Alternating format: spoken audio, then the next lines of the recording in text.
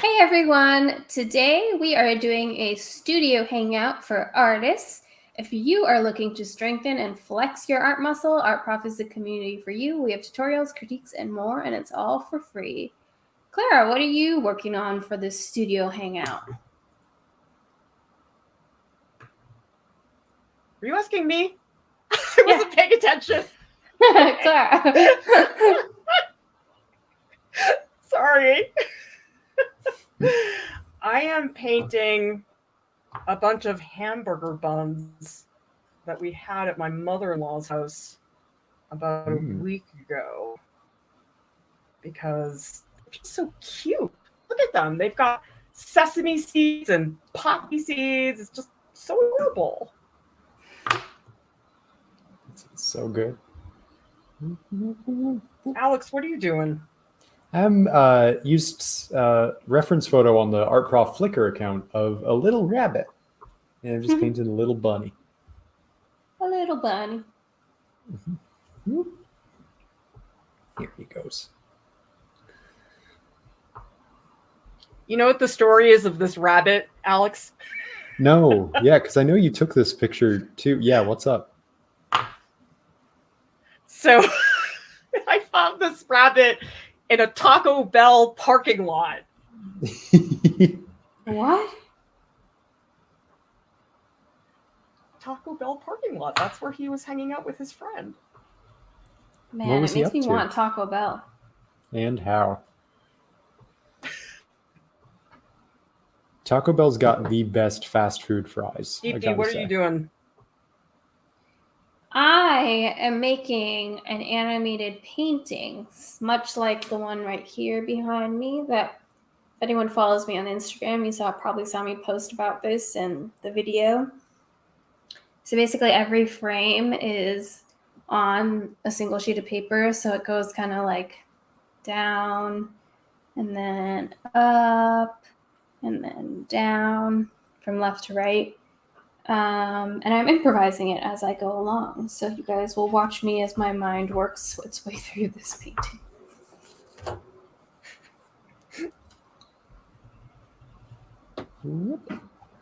Alex, why did you pick that bunny? It's funny. I was looking for things that I had very minimal practice with.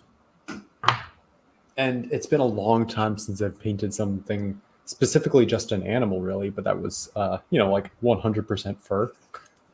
So kind of wanted to practice that up and kind of see if I could get that texture with this ink.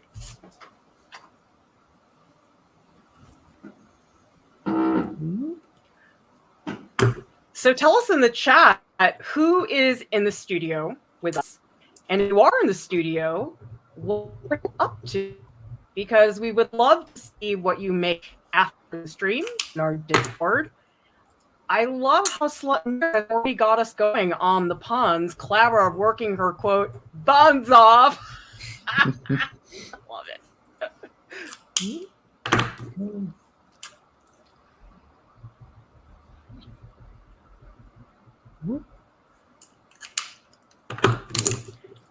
Ginger Cell says, I tried to do that bunny as a joke, didn't go well.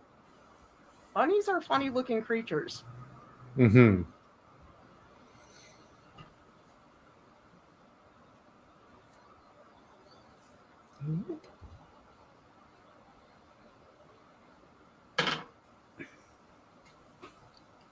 And Alex, what is the ink that you're using? I'm using Black Sumi ink from Yasumoto, and it's absolutely wonderful. Actually, let me show you something funny that I really like about it. The top of the ink bottle is a little brush holder, which is kind of fun.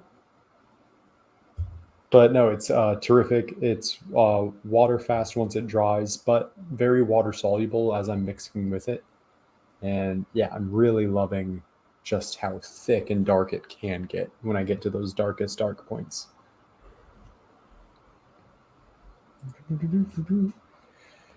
Deepti, what are you using to work with? So we do want to say thank you to Yasutomo for providing all the materials for today. And we do have all the links in the YouTube video description below for all of the supplies that Deepti and Alex and I are using. And you guys should go check out their site because they have a lot of cool stuff that I'd never seen before. So this is actually their catalog, and they have Sumi ink. They've got watercolors and pastels, brushes, rice paper.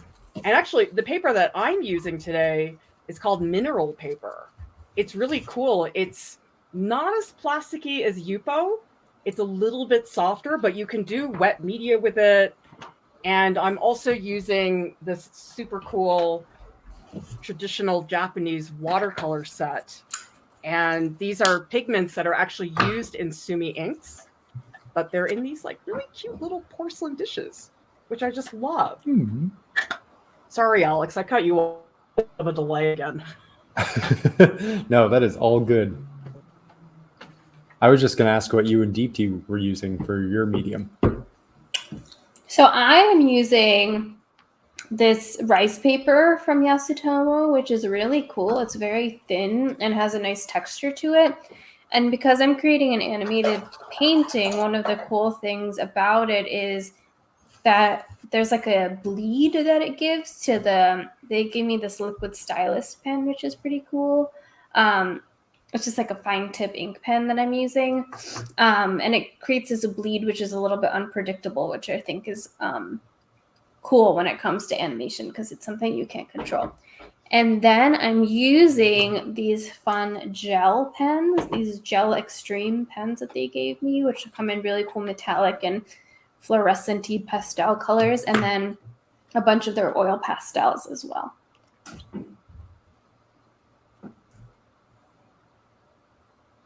Well, just so you'll know, that liquid stylus pen, that it's like literal liquid ink inside. So it's like stylus nib ink, but it like flows into the pen. Is it about right? Yeah, I believe so. It's very cool.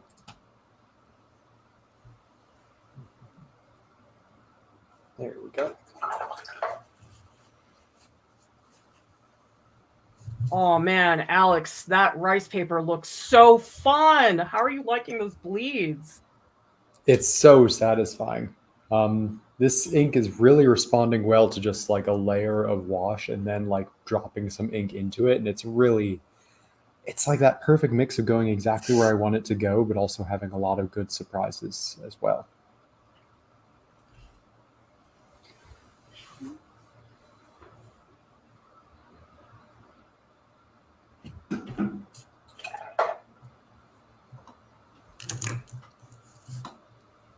Yeah, I really like these watercolor cakes. Like, look at how huge they are. You know, like sometimes you get those little travel watercolor sets and the cakes are like tiny and it's like your brush doesn't even fit.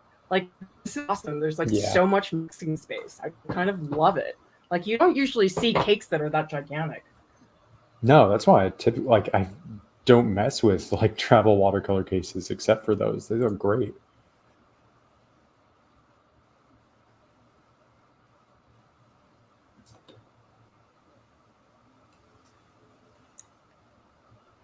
All right, I need to put a blow dryer on mine, so I'm going to mute myself. You guys can talk amongst yourself, Alex and Dee.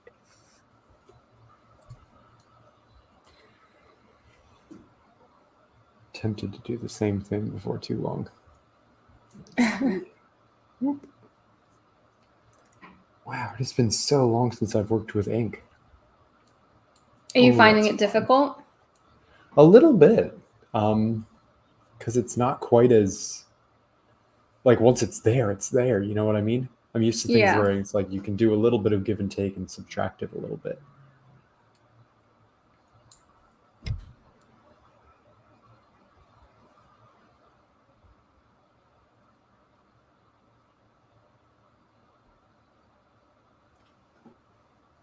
Okay, I'm back. Welcome back.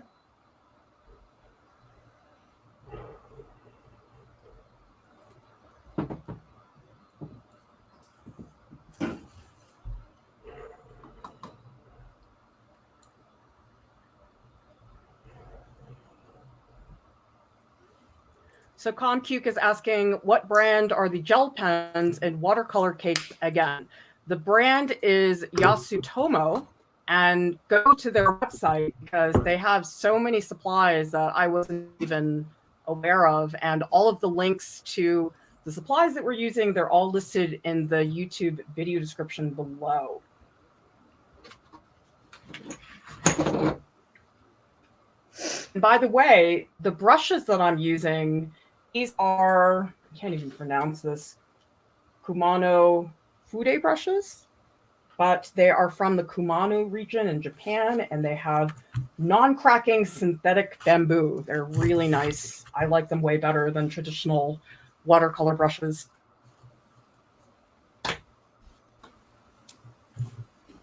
Yeah, you've been using those almost exclusively when you do watercolors.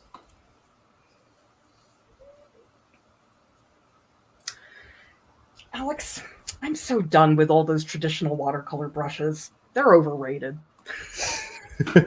What makes you say that? Like, why is this such a like? Do you use like the one brush for the whole piece?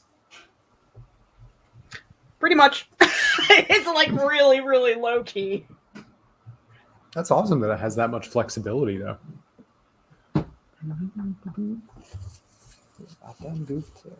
No, they're great. I mean, I wish that I had discovered these sooner. Maybe I wouldn't have been so afraid of watercolors for so long.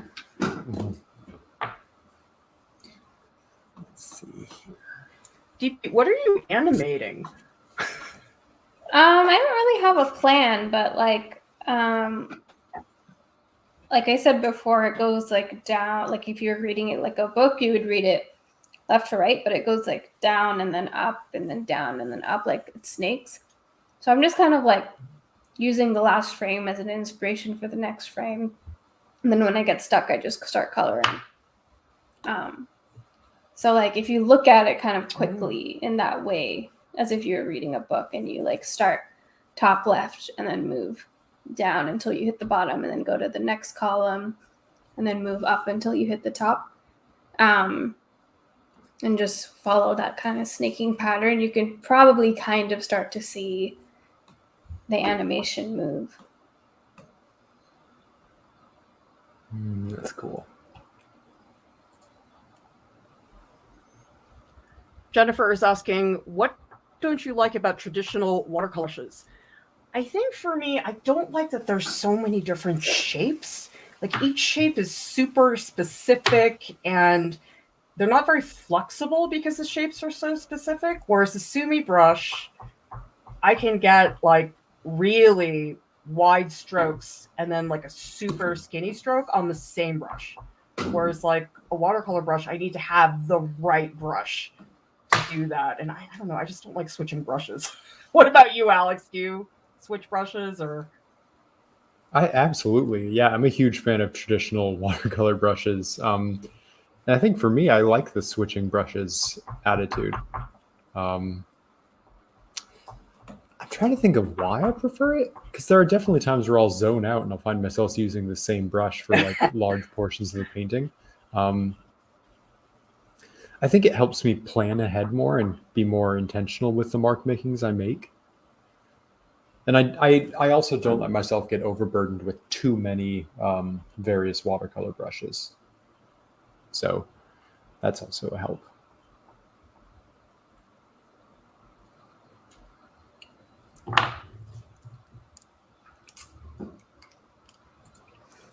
There we go. All right, you guys, I really regret picking this now that I'm noticing how many sesame seeds are on these buns. Why did I pick this? It's funny, I can't really taste sesame seeds on bread buns, but they just make it look so good. Yeah, the texture is fun. They have taste. Yeah. Oh, toasted sesame seeds? Oh, yeah, that's good. Maybe your palate's just not as refined as mine, Alex. Yeah, my palate is definitely uncultured.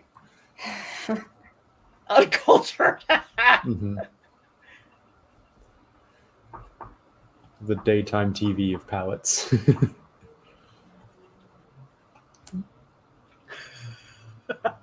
Oh, you little bunny butt.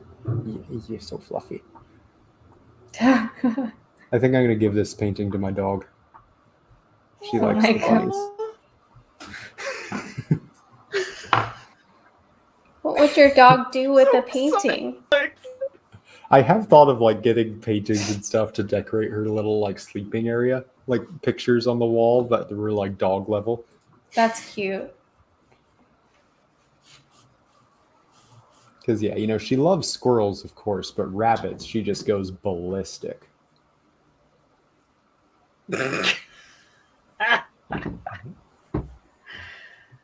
Elrica Alfred says, do you have a tutorial on Sumi-E or something like that on Art Prof? We do have a couple streams with Inkwash. In fact, there's one with Alex where he's also painting a fluffy animal, in which case it's a sheep. Mm-hmm. That one's with just regular watercolor brush. And I'm using... I can't remember. That's true. Yeah, I can't remember if I was using Sumi ink on that or not.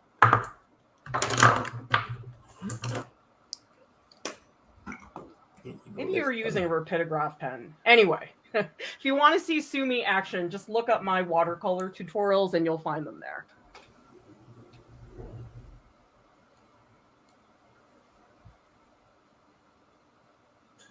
Here we go. God, this is absolutely lovely to use.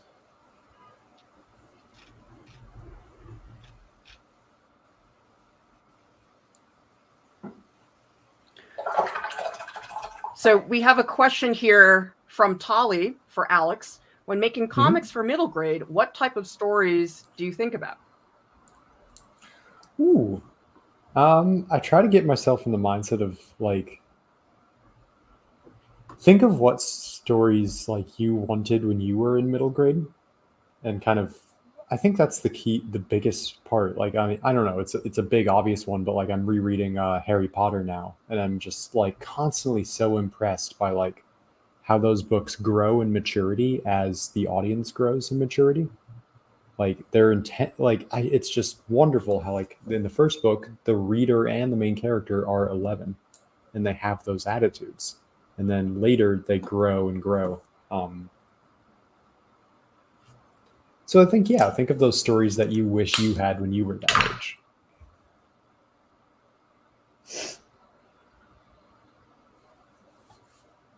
Sort of like filling in the blanks? Yeah, not quite filling in the blanks, but kind of like the book that you would have wanted to read or the comic that you would have wanted to pick up.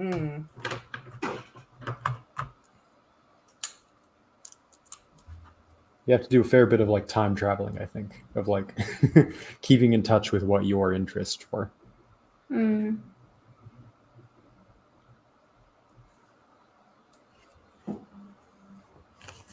Well, what did you read when you were a kid, Deepti? I read all the Harry Potters for sure. I remember going to like the midnight book releases and stuff. What? Yeah, like Barnes and Nobles. Mm-hmm. Super fun. I really liked I didn't know you were a big dork. Oh yeah, I big love Harry those. Potter fan. But I feel like being a Harry Potter fan isn't dorky. I feel like it's pretty mainstream. Mm-hmm. That's true. There was this book series called Sammy Keys. It was about this like girl who like solved mysteries, but they were pretty like funny mysteries. And I really liked that series. And weirdly enough, I went on a cruise in middle school with my parents, and I met the author of the Sammy Keys book because her No kidding. family was on the cruise ship, and I became friends with her son at like the like kids camp. Like they have like a section that the kids can go to every day and like hang out, and they have activities. And I became friends with her son, and he was like, yeah. She also wrote that book, Flipped. Her name is like Wendelin Van Dragaren or whatever. And I remember meeting her and being like, oh my gosh, I love the Sammy Keys books. But I was too nervous to say anything, so I never did. That's so cool, though. Yeah. It was very cool.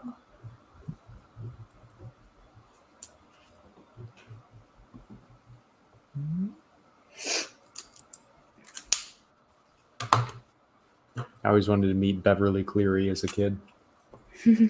John Murph is asking you, who's your favorite Harry Potter character? Ooh, I like Snape. Sorry, I think there's a delay. Yeah, I like Snape. I think Snape is I feel like is a fun one. I also just from like a fun character standpoint really like Umbridge. It's just like a well-written character. I think she's just like so hateable. Like whoever wrote Umbridge is just like I mean, we know who wrote Umbridge, but she's just like so undeniably evil, wrapped up in like a cupcake. Like I think she's just so interesting. And in the film, her casting was also really well done. I thought that actor did a really good job of playing her. And yeah, Umbridge is like such a vile character. Yeah, she's like she's so good at those minor vile characters that you just despise. Like Rita Skeeter's another one. Oh my gosh. You're just ruining everything. Yeah. I feel like it's really hard to write a good villain. A lot of times they come across as very one-dimensional if you don't do a good job. Yeah. Yeah.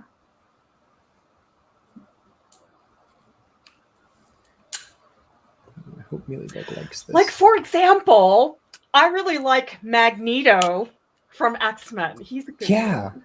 He's the best villain ever. Because he's so, You feel so bad for him. Well, it's not, it's like that he's, I don't know if it's feeling bad for him, but it's like the Team Magneto, I guess. Yeah.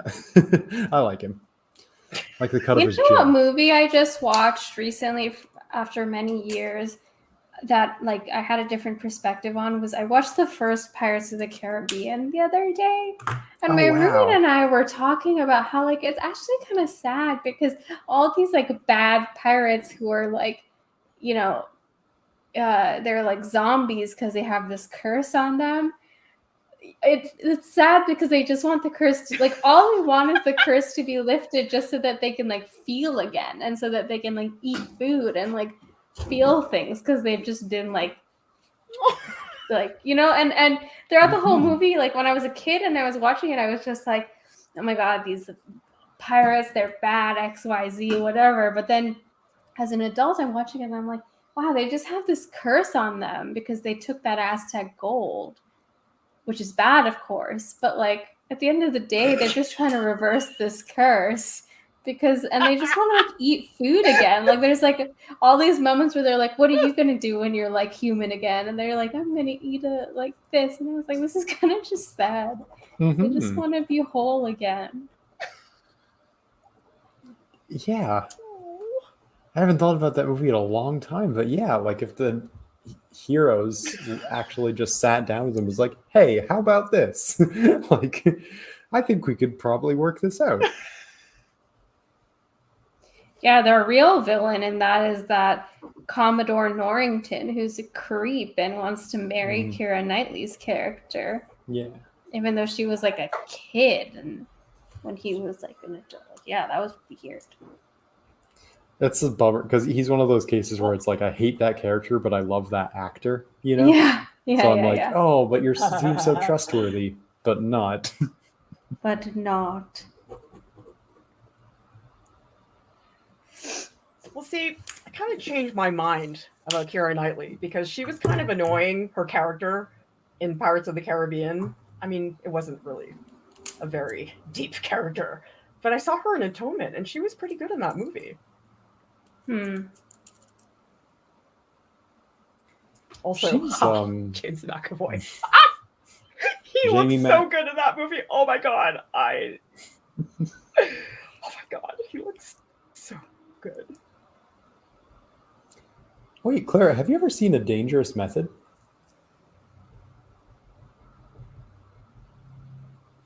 Of course I have. Multiple times. Okay. Who do you think I am? I was just wondering, because yeah, that's like in it. Kira's best role. Really? I thought she did a terrible Russian accent. Russian accent, maybe. I don't know. I'm not good at accents, so I'm like, wow, that's a very nice accent. I just don't know. But like, yeah, basing her like emotional fits off Sabina's like journals and stuff was that was wild. So we have a question here from ComCuke. Any advice for when you have no motivation to make art, but you have a deadline approaching? Well, Deepti, I'm sure you know all about deadlines. Well, if you have no motivation, I guess use your deadline as motivation because that is something that you have to get done. But find ways to do it in like easily digestible ways. Find ways to break it up. And for me as an artist, I know that certain things motivate me, like working with other people or listening to music or rewarding myself with like a break, doing something I really like. So those are some ways. And if all else fails, like try and go back to the starting point, like when you were thumbnailing or what inspired you when you first started creating the piece, whatever that may be.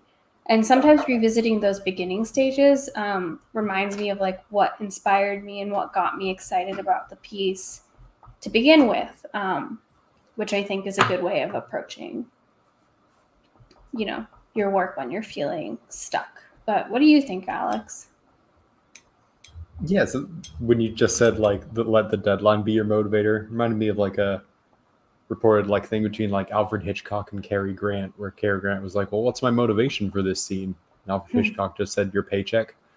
Because yeah, that can be one. For me, I have to kind of like you trick yourself into getting motivated. Like sometimes you're motivated and you can't wait to start painting. Other times you have to start painting and let the motivation come to you. Mm-hmm. Yeah, I always say like you have to just start working sometimes. Like you can't count on being motivated every single time. Like, I can say that sometimes on these live streams I get on here and I'm like, oh man, like my mojo is totally off. But you just have to do it because we have a live stream scheduled. And then 10, 15 minutes into it, I'm like kind of grooving and moving.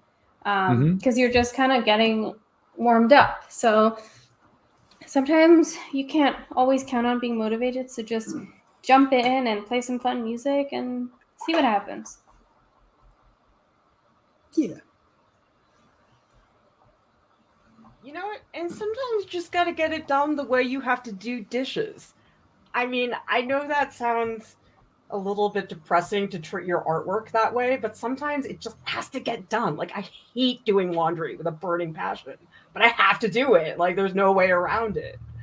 So sometimes it's okay to think about your work that way. It's just, okay, it's a chore. I got to do it. I got to mop the kitchen floor. I'm just going to get it done. Mm-hmm. Yep.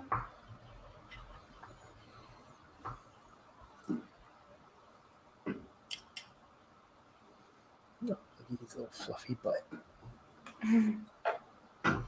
By the way, I will eventually be shooting this animation and making it into a film and posting it on my Instagram. So for anyone who's wondering what this will eventually look like, it will be posted on my Instagram within a few days. You guys, I feel like my buns look like rice balls. I don't agree. Sad. They look really tasty. They look they like look rice. delicious. They do not look like sesame seeds. I know, but they do not look like the buns. They totally look like rice balls. That's a really tough painting challenge, though. Of like, is it rice or is it sesame seeds? Like, I do not know how I would paint those differently. That's true. I don't know. I mean, I guess I was looking at the poppy seed ones going, oh, those are just black dots. And I'm like, crap, half of them have sesame seeds on them.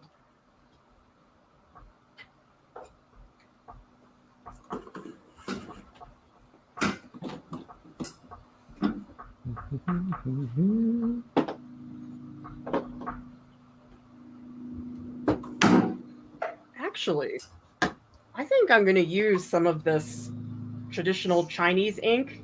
It's really cool. It's silver black and Oh, has like a little tint of silver. It says silver black is black ink with silver powder suspension, suitable for calligraphy and sumi painting, fade resistant.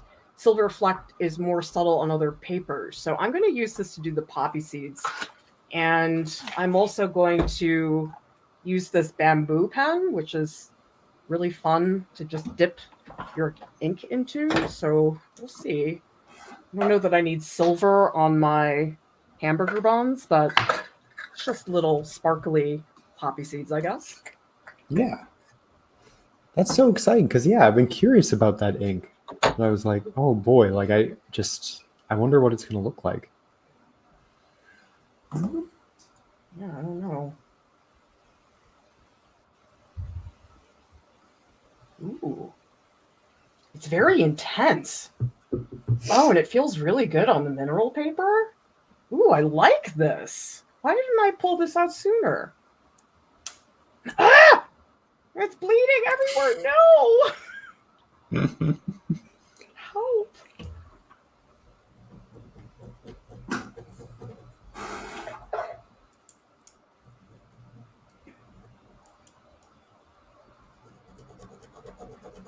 Oh, now it looks like it's like rotten.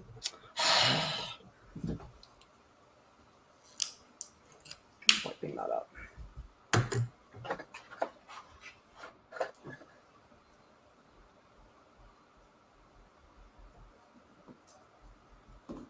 So, Alex, how much time do you think you have for working on your own personal stuff, just for you, no commission, no nothing, just because you want to have fun? Right now, I kind of have to work on making more time for that because I'm working on applying to schools right now. So I'm kind of like all my free time, I'm just kind of hemming and hawing away at that. But good thing about deadlines is once those deadlines are done, they're submitted. And so I'm really excited that for the first time in a while, I've been at like a chomping at the bit stage where I just like am counting down the days so that I can get started on some more personal projects. Because yes, so right now 0, but in like a month, like yes. So, which is another like hashtag blessing because it's like I don't often get that kind of like you're gonna have time on this day.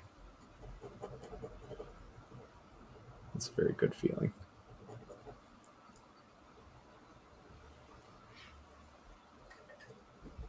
I mean, Deepti, you're pretty much swamped with acting stuff, right?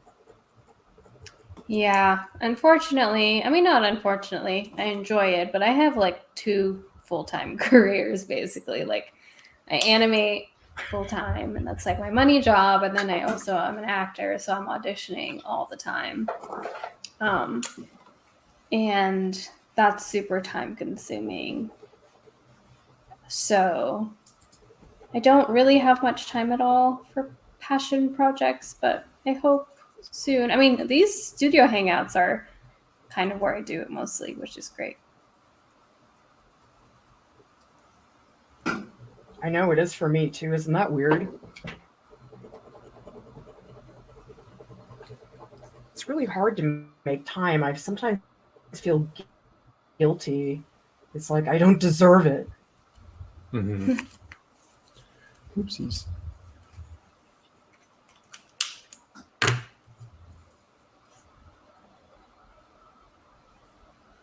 C. Kentrell says, Deepti, I've never seen this kind of approach to animation before. It looks really interesting and uncomplicated. Yeah, it is definitely uncomplicated. It's as uncomplicated as you want to make it. I used to teach to this class. I would teach for 4-year-olds on animation. And we would like make a grid so it would have like designated squares for every frame rather than kind of like going at it free right now, like I'm doing. But all you really have to do is draw something and then on the next frame, draw it again, but slightly differently.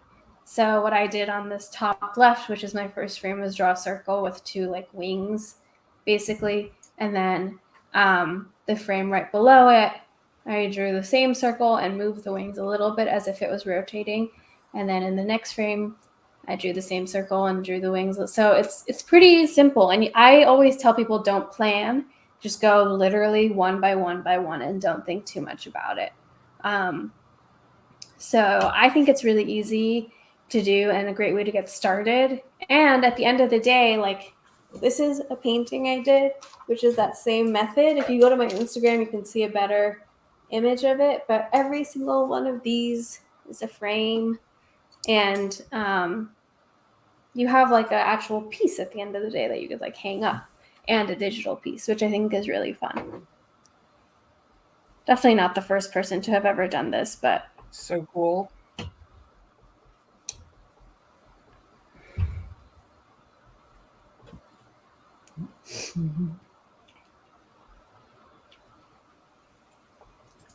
Thread and Glue Design says, can those watercolors be purchased in the States? Yes. Yasutomo is the company, and I think that they probably are in different locations, but the people that sent us the supplies are in the US. So yeah, you should be able to get these. I think on their website we have the link in the video description below. But yes, I don't know about outside the US, but yes.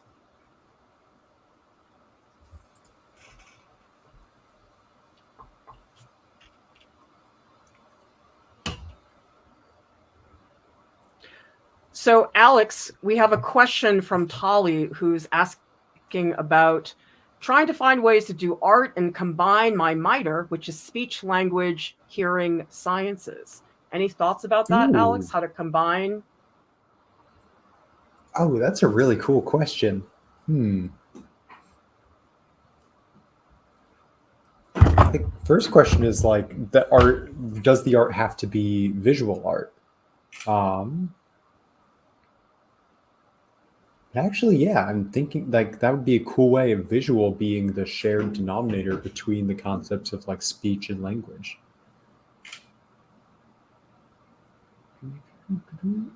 That would be really cool. I know I can't think of them off the top of my head, but I've seen some really cool examples of comic books displaying like bilingual, trilingual, or multilingual narratives throughout in a really effective way. I'm kicking myself that I can't think of examples. Maybe just because I've had comics on the brain, I would say comic would be a fun way to try that out. But that's really exciting. Oh,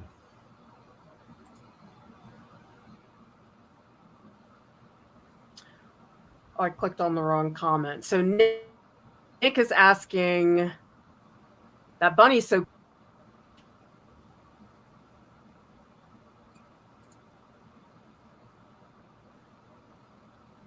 Oh yeah, this is ink and brush.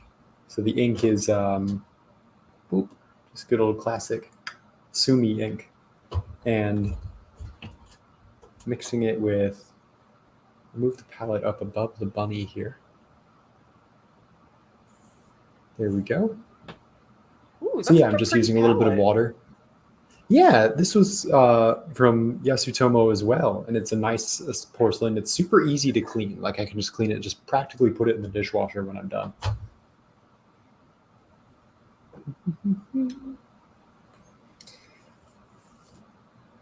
I always get to the point in ink drawings where I'm like, oh, crumbs, I've really messed up the whole thing. And then like a couple strokes later, I'm like, oh, never mind, it's all better. I like that you say crumbs.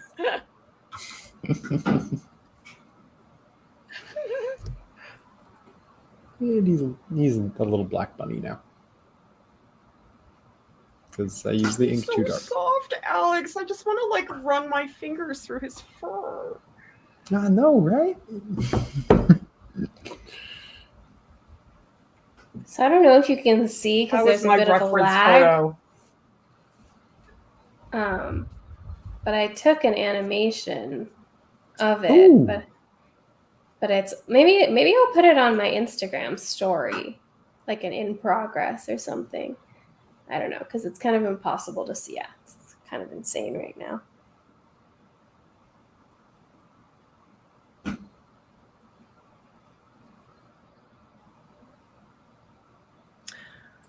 By the way, I want to give a shout out to RB Dick. Thank you so much for the super sticker. We always need your support here at Art Prof to make sure that our content stays 100% free and accessible.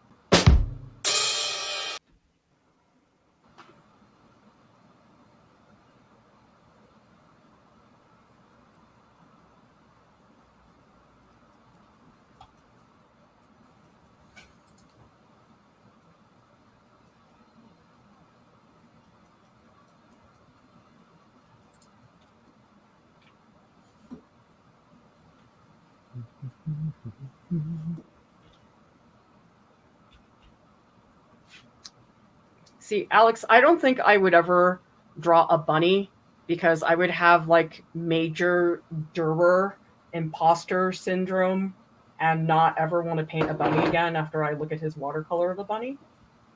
Oh, don't worry, I am. So.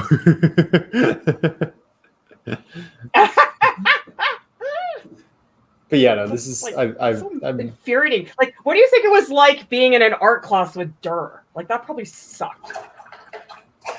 I don't know. I keep reminding myself like I'm doing what I set out to do, which was like paint a bunny, which I haven't done in a really long time. So I actually like feel good about it. I'm like, okay, like it's, I don't know. I'm having to find myself say that thing of like, if I don't like it, that's a good sign because that means that I'm finding ways that I could improve.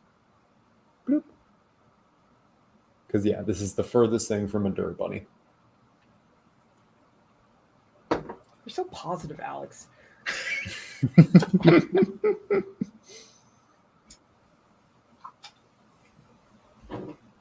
Like, I don't know where that comes from. Okay, so I'm going to post the in progress video that I just took of my animation, which is really bad and there's shadows and it doesn't look awesome, but I think it'd be cool to see what I've accomplished so far on my Instagram story. So if you go to my Instagram, you can see what it looks like.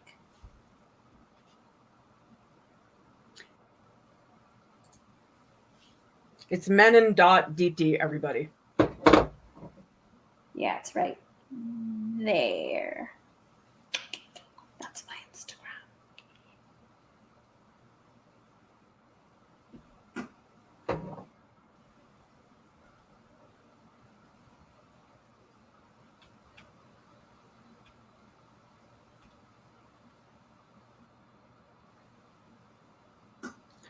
So this is a comment that maybe you have thoughts on, Alex. Sonnet says, do you guys find it helps when you acknowledge that you're feeling anxious, like identifying the emotion to help ground you?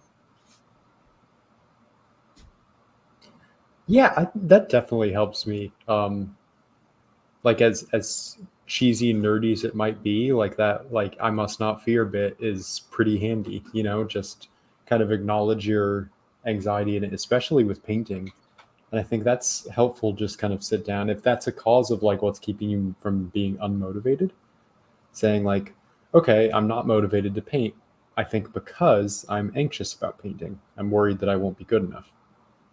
And not solving it, but at least identifying that, I think is a big, huge first step.